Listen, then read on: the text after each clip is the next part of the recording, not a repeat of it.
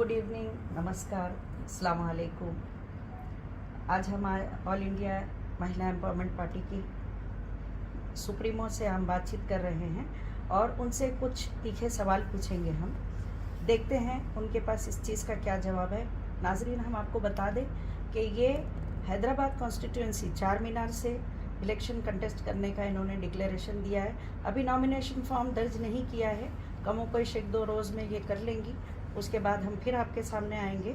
बर वक्त हम इनसे कुछ तीखे सवाल पूछेंगे जो हम आपसे पहले ही माफ़ी चाहते हैं कि अगर आपको, लेकिन पॉलिटिक्स में अगर आप आएंगी तो इस तरह के सवाल जो है हम पूछेंगे, क्योंकि हम अपना एक बहुत कीमती वोट आपको देने जा रहे हैं। या हम सोच सकते हैं एक सेकेंड ऑप्शन, मुस्लिम कम्युनिटी के लिए ये एक सेकेंड ऑप्शन है, एक अल्टरनेटिव है जो 3 पुश्तों से चलने वाली एक पार्टी है जिसके खिलाफ आप खड़ी होने जा रही हैं। और अगर हम देखें तो ये एक तिकोना बन रहा है, क्योंकि सामने आपको पता है कि बीजेपी के कैंडिडेट जो कि अपने आप को एक बहुत मजबूत कैंडिडेट बना के सामने आई हैं। तो आप देखेंगे नाजरीन, ये शायद पहली बार होगा हिंदुस्तान में और ख़ास तौर पर हैदराबाद, तेलंगाना जैसे स्टेट में, जहाँ पर आज तक बीजेपी का इतना पैर जमा नहीं है। यहाँ पर सिर्फ बोलबाला है तो 7 कॉन्स्टिट्यूंसी या 8 कॉन्स्टिट्यूंसी पे मुस्लिम एमएलए ही हैं और वो जो है अपने एक तरह से पूरे हिंदुस्तान में मुसलमानों की और कोई नुमाइंदगी नहीं है सिवाय MIM के। तो अब हम देखेंगे कि ये 2 मुसलमान हैं और एक बीजेपी है। और क्योंकि आज की हिंदुस्तान की सियासत पूरी की पूरी एक कम्युनल किस्म की हो गई है, उसमें ये एक सेक्युलरिज्म बोल के सामने आई हैं। तो इनसे हम कुछ सवाल करेंगे, देखें ये इसका क्या जवाब देती हैं, ताकि हम अपना कीमती वोट डिसाइड करें कि हम किसको दें। क्योंकि एक शैम्पू की बोतल लेने में भी हम बहुत ज़्यादा सर्वे करते हैं, कौन सी कंपनी अच्छी है, क्या रेट दे रही है। तो अब हम देखते हैं कि हमारा कीमती वोट जो आगे की 5 साल जो हुकूमत चलेगी, तो उसमें हम किस तरह अपना वोट कास्ट करें। और इनसे कुछ चीज़ें पूछते हैं, आगे फैसला आपके हाथ है नाज़रीन। डॉक्टर नोहेरा शेख साहिबा, खैर मकदम है आपका, और हम आपसे कुछ सवाल करना चाहते हैं। कई दिनों से कोशिश हो रही थी कि आपसे मुलाकात हो, लेकिन आपके पास क्योंकि मसरूफियत रहती है, आज संडे है, आज आपने हमारे लिए थोड़ा टाइम निकाला है, जज़ाकल्लाह।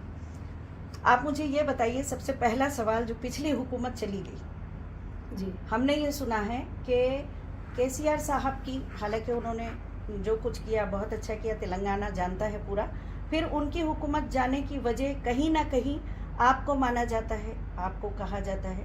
तो आप बताइए कि क्या ये बात सच है? सच और झूठ की बात नहीं है। हुकूमत जाना जो है, आना वो एक नॉर्मल सी बात है।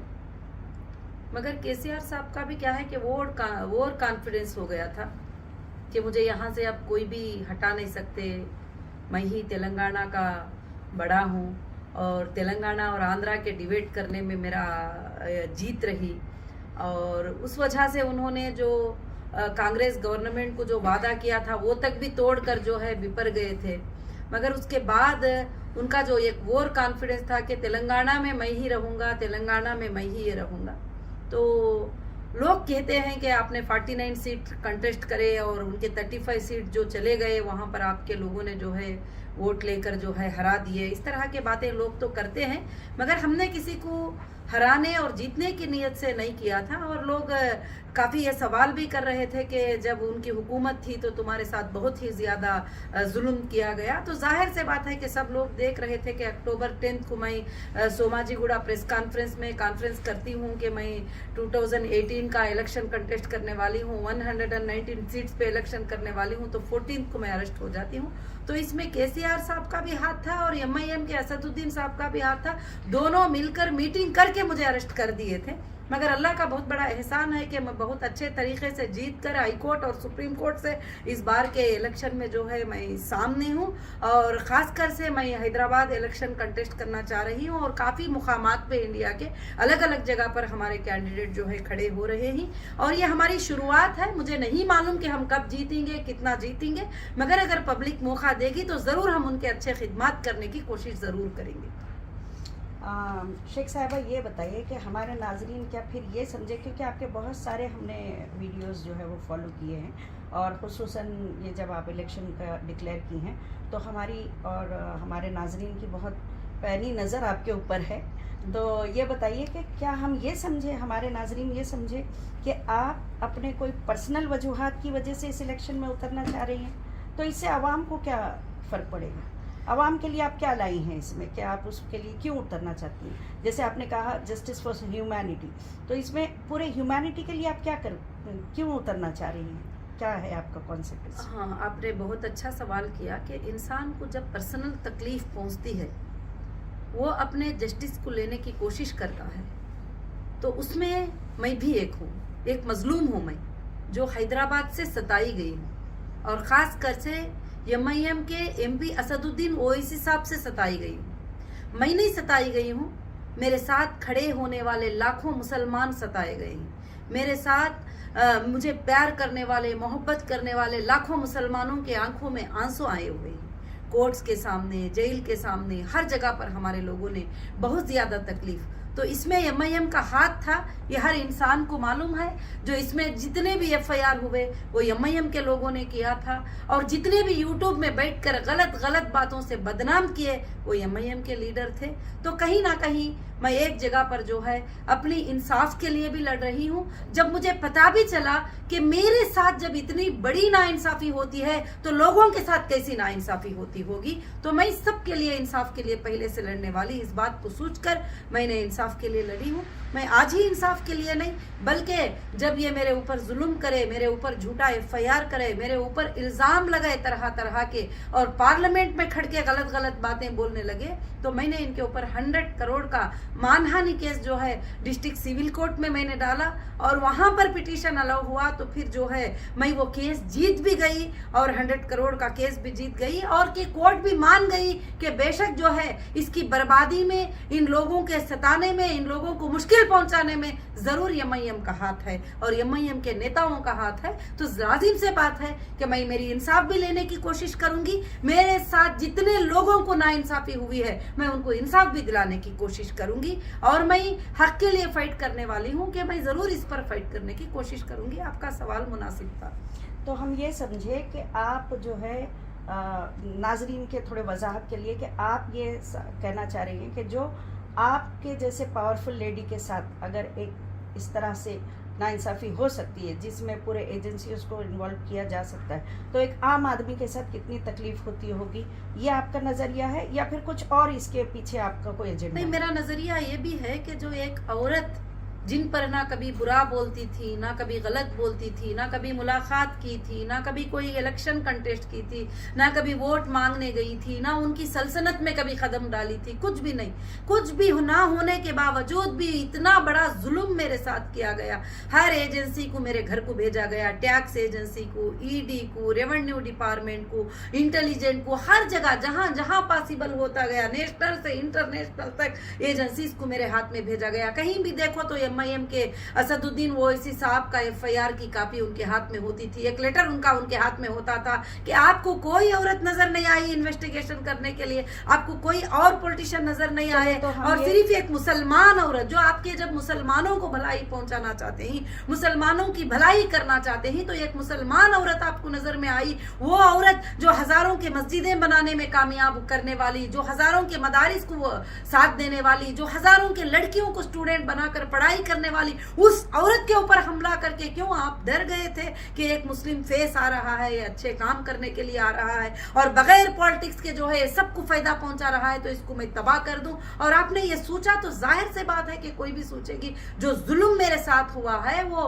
आज तक भी जो बैठी हूं, ये अल्लाह की बहुत बड़ी ताकत मेरे साथ है, नहीं तो दूसरी औरत होती तो यह जुल्म को कभी भी सामने नहीं बैठती। आपको और भी बताऊं, मेरे कई प्रॉपर्टियों पर MIM के लीडरों ने कब्जा करवाया है, बंगलों के ऊपर कब्जा करवाया है। गवर्नमेंट ऑफिसर्स ऑफिशियल जो ख्वाजा मुहिद्दीन करके जुबली हिल के एक घर के ऊपर वो जाता है, वो घर देखता है, घर बहुत अच्छा लग रहा है तो उस पर कब्जा करके बैठता है, झूठा आर्बिट्रेटर लाता है। मैं अंदर होती हूँ, ED के अटैचमेंट में होने के बाद रजिस्टर करता है। ये सब किसका सपोर्ट है?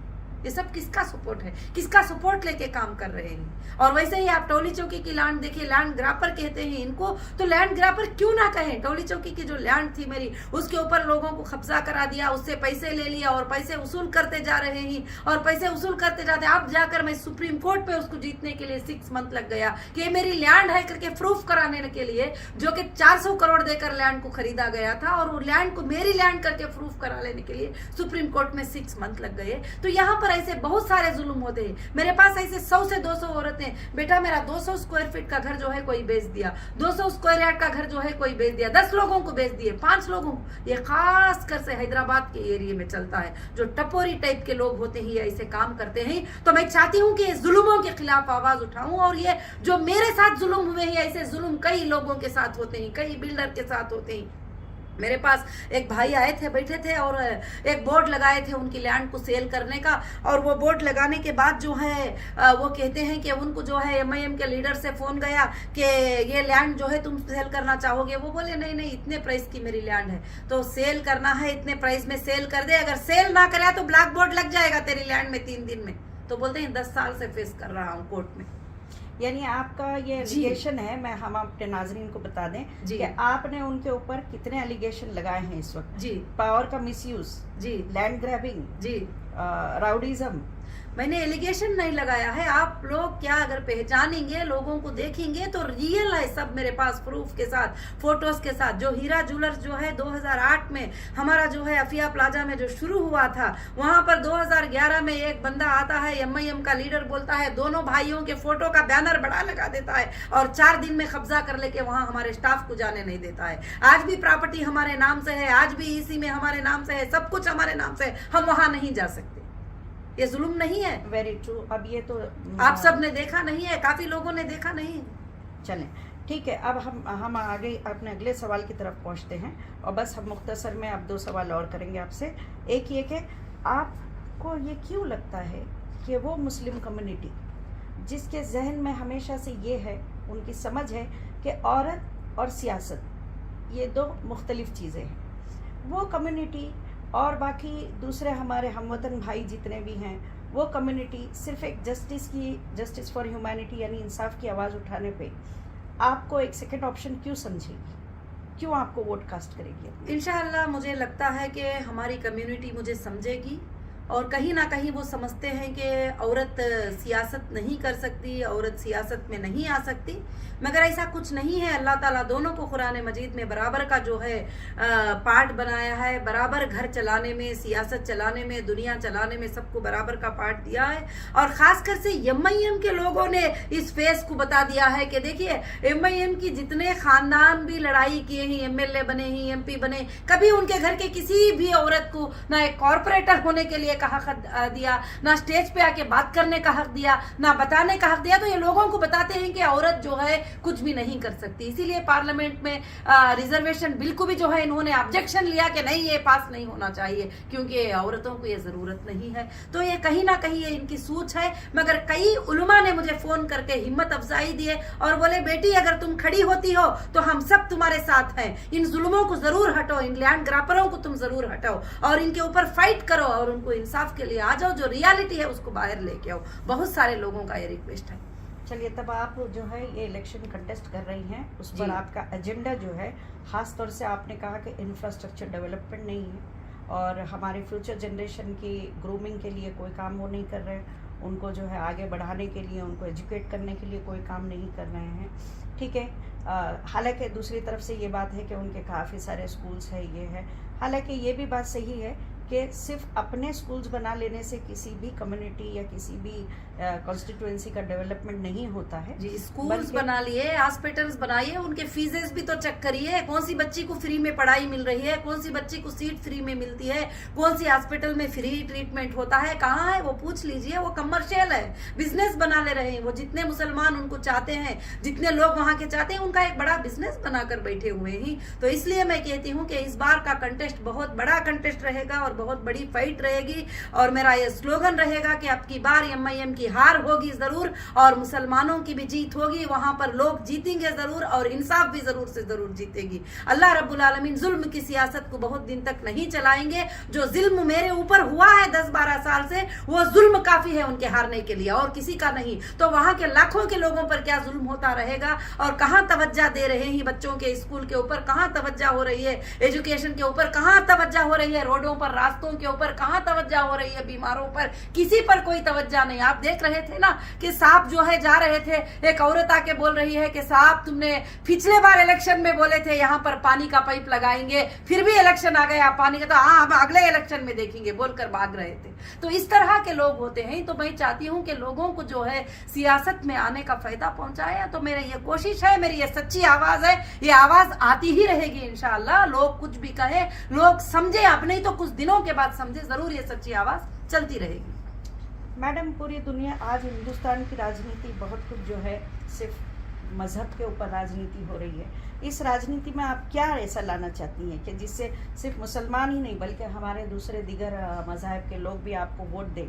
उसके लिए आपका क्या प्लान है? क्या आप खुद भी ये चाहती है कि मजहब की राजनीति करें? नहीं, ये क्योंकि हम आपको देखते हैं कि आप जो है, हमारी पार्टी की बुनियाद है MEP जस्टिस फॉर ह्यूमैनिटी।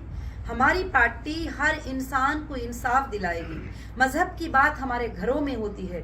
जब इंडियन कॉन्स्टिट्यूशन की बात आती है तो वहाँ मजहब कॉन्स्टिट्यूशन होता है और पूरे देश के हिंदू और मुसलमान को इंसाफ होगी। इसीलिए हमारे पार्टी में टिकट मुस्लिम को भी है और हिंदू को भी है और क्रिश्चियन को भी है। हाँ, कम्युनिटी जहाँ पर जैसी कम्युनिटी होती है उस कम्युनिटी का रिस्पेक्ट करना हमारे ऊपर जो है लाजिम होता है। मगर मैं एक मुसलमान हूँ, मैं इस्लाम को फॉलो करती हूँ पूरी के पूरी, मगर मैं सारे देश के लोगों से मोहब्बत करती हूँ और सारे देश के लोगों के इंसाफ के लिए लड़ना चाहूंगी और जहां ना इंसाफी होगी वहां पर खड़ी होना चाहूंगी। ठीक है, हम आपके साथ, हमारी बहुत सारी शुभकामनाएं हैं, बहुत सारी हमारी अच्छी ये है कि चले नाजरीन के सामने एक दूसरा ऑप्शन भी आए ताकि ये सेक्युलर है, हमारे मुल्क में डेमोक्रेसी है और हमारे लोग जो है अच्छी तरह सोच समझ के आपको जो है वोट दे। जबकि आप इस स्लोगन के साथ आई हैं कि अब की बार ओवैसी की हार, MIM की हार, अब की बार MIM की हार और नौहरा शेख के गले में हार। देखें ये कब तक के आपकी ये बात जो है लोगों तक पहुंचती है और लोग अपना क्या फ़ैसला करते हैं। नाजरीन, इसका फ़ैसला तो आप ही को करना है कि आप अपना ये कीमती वोट किसको देते हैं, किस तरह देते हैं। चाहे आप सालों साल यानी 70-75 साल पुरानी पार्टी को दें या कोई नई आई हुई पार्टी को दें, क्योंकि हकीकत यह है कि हुकूमत जो है वो चाहे आप अल्लाह कहें, चाहे आप जो है भगवान कहे, जो भी कहे, बहरहाल चलाने वाला एक है।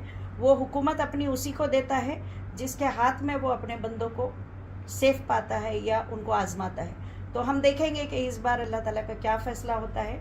इसके साथ ही हम आपसे विदा लेते हैं। Thank you. जय हिंद।